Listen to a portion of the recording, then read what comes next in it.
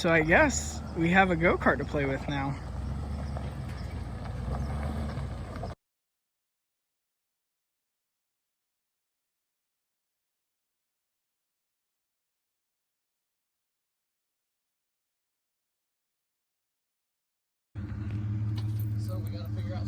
Hey, Woody! New toys, new toys, new toys. And I've got a new toys, new toys, new toys. So apparently, Shag, what'd you do, Shag? You traded this for the Xterra? Yep. He traded the supercharged Xterra for this.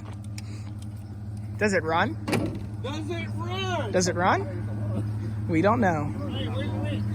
Get you shit. Man, I don't do shit half-assed. We have the other green 4runner with the the back axle in, excuse me. We got everything decent on the engine. We're gonna dive a little bit deeper into it. But tonight, real quick, we're gonna roll out and we're gonna grab a mower and help Shag out a little bit. We've picked up the mower from a gentleman Shag helped out that has a bad camshaft, I believe is what Shag said. Shag also got new spark plugs for the Kawasaki. Got it running, starting like a dream. Yeah, we had to vent it out because that exhaust was nutty. So this is getting a whole new motor. So, you know, we start on big things and work down to little things.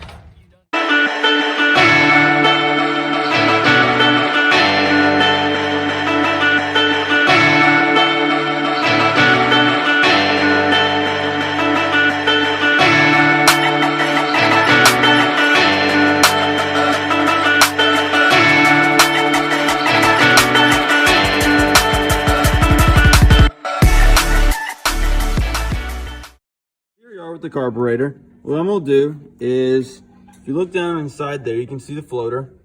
I've got the butterfly open right now, and when I push down this lever, you can see it squirts gas. Well, as it's running, it's just absolutely just dumping fuel. So we think the floater's stuck inside the carburetor. So we're gonna try to take the carburetor apart, free it up, and see if it will actually run.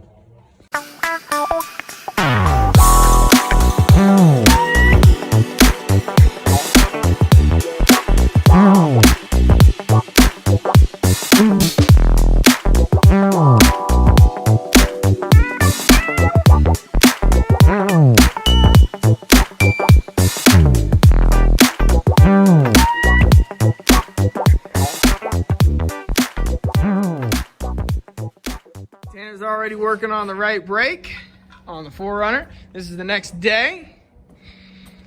Shag had a lot of fun with this today. He actually got it running and driving down the road, but it still pooped out on him.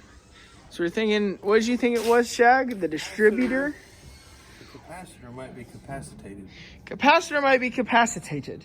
So he's gonna mess around with that a little bit, and then once he readjusts that just a hair, maybe we'll get a little better running satisfaction out of there. So we got Brandon over here. This is his brand new truck. Well, new to him at least. And he's already tearing it apart to put a new stereo in it. So we're working on the other drum brake now. And I tried to get a video of the other side, but I had already taken the retention springs out. So you got 2 retention springs on each side that hold the shoes in place, keep them from moving around, flopping in and out. Then you got a tensioner, a wheel cylinder, and 2 return springs on each side that basically pull the shoes back, because when you hit the brakes, they expand, touch the drum, return springs pull them back together. So basically, what Alec's gonna do, he's gonna pop these out, pull this spring out, pull the whole assembly off as one, then he can loosen the tension up, pop that spring off, pop the back spring off, pull all the emergency brake hardware out of it, switch it all to new shoes, and reassemble the whole thing. So let's get after it. All right, so Alec went ahead and got the drums and the shoes completely off. So now what we're left with is just the e-brake assembly and 2 shoes. So now we gotta pop little clips out, pull all this stuff off, transfer them all to the new brakes, reduce our tensioner to get it back on.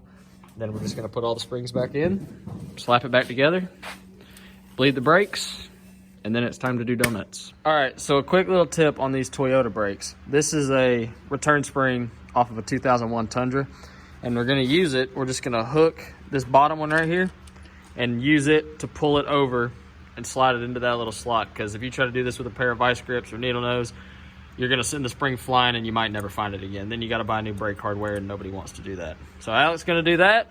We'll test fit the drum. All right, so we got the drum kind of just pushed on right now. We don't have it completely set. We're gonna pop it in neutral. And with it in neutral, we can spin the whole wheel, make sure that it's not binding up too bad. You just want a little bit of resistance, just like that. You can slightly hear the brake grinding in there. That's what you want. Once we put the tire on, we'll cinch that drum clean in, or Alec can push it in.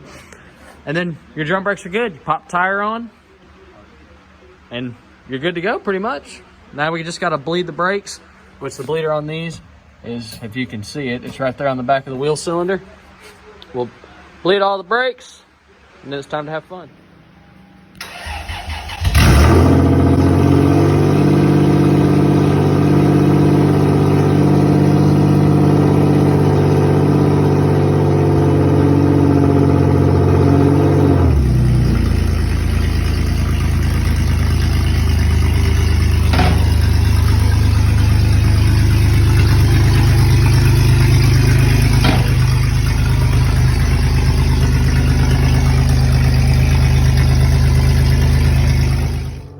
What are we doing? We're driving the 4runner. For the first time with actual headlights. It's some sketchy tires and we're at 30 miles per hour, and that's probably not what we're gonna go over. Nope. 'Cause we don't really know if we bled the brakes too good. Oh, yeah, it stops. Kinda.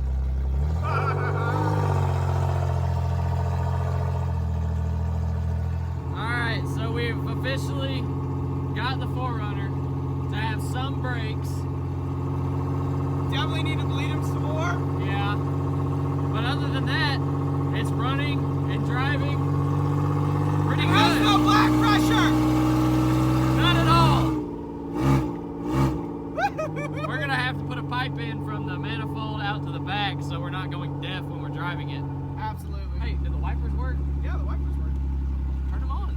Are they on? Oh God, they're bad. On my door handle. All right, so with no brakes, she's running. It's running healthy. We're pretty happy with it. We're gonna have to bleed the brakes one more time, but all in all, it's doing way better. Hey, put her in the ketchup. All right, guys, we'll catch y'all later.